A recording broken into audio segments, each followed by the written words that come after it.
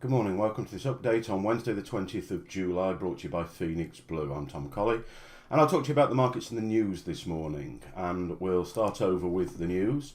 We spoke about the Aussie monetary policy meetings yesterday. We'll be looking at the Aussie chart in a minute to see what happened yesterday as a result of that. Yesterday we had some positive figures out on CPI for the pound. Interestingly, and this is an indication of where we are with the pound at the moment, the pound fell against that positive news. And whenever you see a currency do the opposite of what you would expect to a news event, it raises caution in your mind because it just isn't following the normal rules. The reason being is the issues surrounding Brexit far outweigh regular news events. I know that Theresa May, the new British Prime Minister, is in Germany today meeting with Angela Merkel and François Hollande, who are the presidents of Germany and France respectively. Whether anything comes out of that meeting, be it just cordiality or whatever, we might see some impact through the day based on that. Yesterday we had the German ZEW economic sentiment, which, as you can see, really was quite a poor result. And if you look at the forecast below that, and then you look at the previous, that only appears to be moving in one direction. US building permits, and then the New Zealand dairy prices.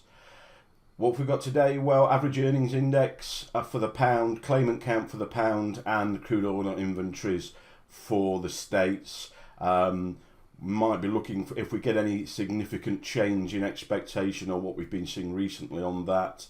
The crude is currently at quite a key level, so that'll certainly be worth keeping around if you're interested in that market.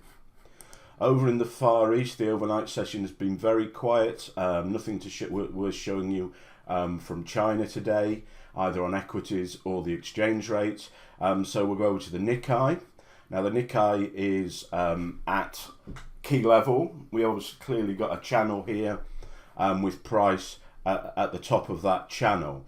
This bullish run was caused by or initiated by the government winning an upper house election, which effectively gave them the authority to go ahead and undertake further moves to stimulate the economy, which effectively means quantitative easing stroke printing money, for want of a better way of wording that.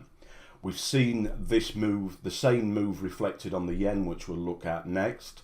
But what we're looking for here, we're either looking for a reaction to the trend line and this level or this zone I've got marked in here, and a pullback to the next zone I've got marked here, which is the neckline of the original Head and Shoulders bottom there, double top bottom there.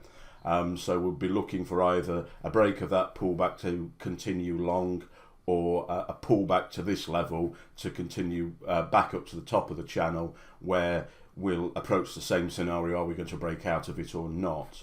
I mentioned the yen, and I've specifically put matching zones in here just to show you how similar price action is. Clear channel there. The only spike down was the day of the Brexit vote, where we believe there was Bank of Japan intervention at this level on that day. So that is an anomaly in your channel there. But again, we're towards the top of the channel. We've got a zone through here, and we'll either be looking for a break pullback towards our midterm targets, which is circa 120s, or a pullback to this level with a potential trade in the first instance back to the top of the channel, again looking for a breakout pullback retest, and off we go again there to those same targets. Everything at the moment, or a great deal of the majors and minors, are at key levels at the moment. Yesterday we had the first bullish day on the dollar for a number of days. Nice big price action yesterday up to this 97.25 level here, which is confluence with the top of this channel. Same question arises here: will this break and move to the long side? That will see a release on a lot of levels on other markets, some of which we'll have in a minute. or will we see it simply pull back to the bottom of the channel? As you can see, I've got a rising wedge drawn in there. Basis of that is if price continues to bounce between these two levels, or these two, the top of this channel and the bottom of the wedge here, we always expect an upward wedge to break to the downside. So it's just a case of, it would be a case of using that for timing in terms of when to take a trade, if you or when to acknowledge, even if you're not trading the dollar index, that the dollar is weakening in the short term as it pulls back on a phase 2 to the bottom of the channel. This is the euro. I said a number of things are at key levels. This is sat at 1.1, clear level through there. A lot of price interaction around that level at 1.1. If we see the dollar break long, we're going to see this come to the short side, which is our longer term bias. If we don't see that dollar break, we see the pullback. We're certainly going to see euro pulling back to the long side, at least to this level, which where we had the retest of this trend line here. We may even see it rise further and retest the trend line at a higher level.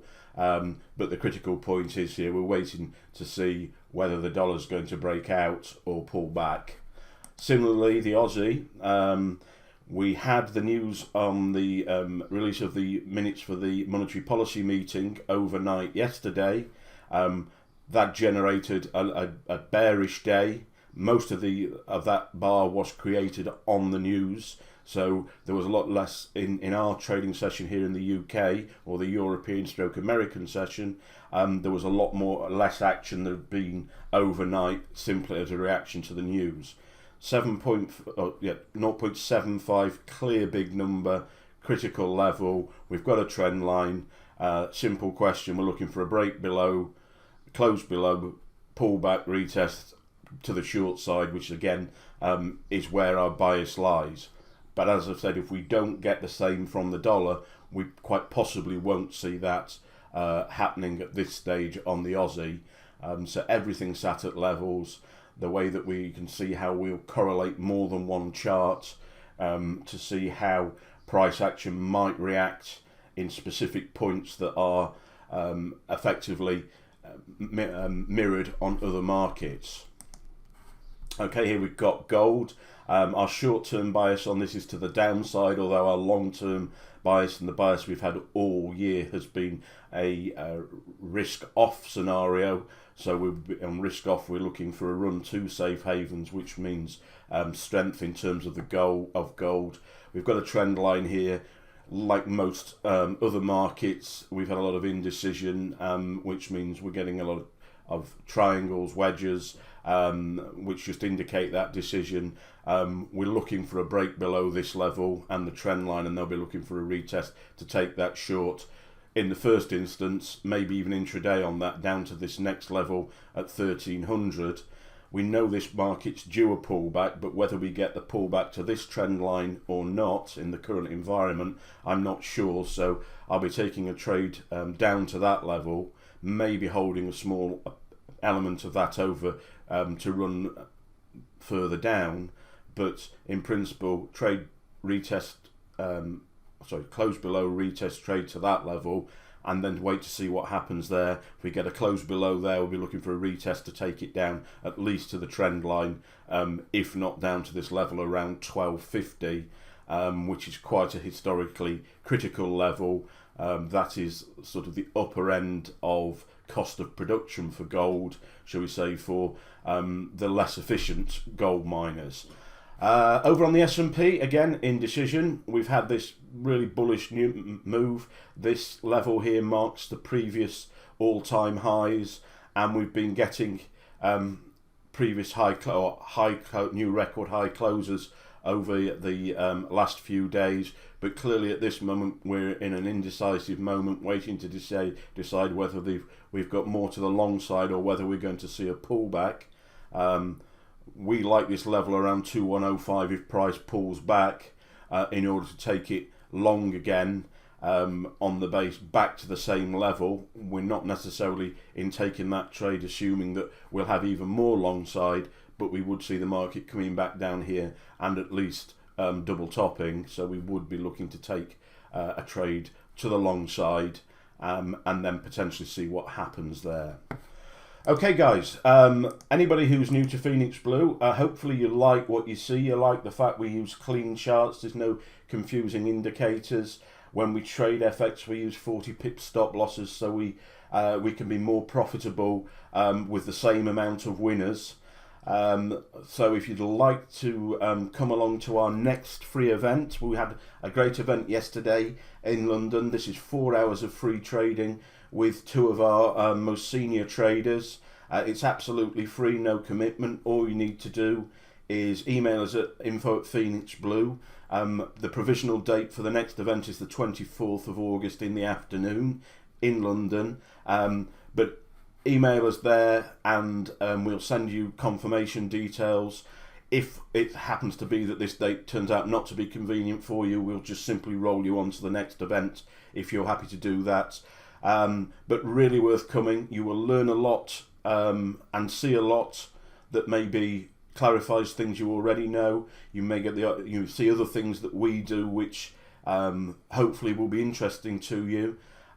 So please, feel free to come along by just sending an email and we'll send you a formal invite. Okay guys, thank you for your time today.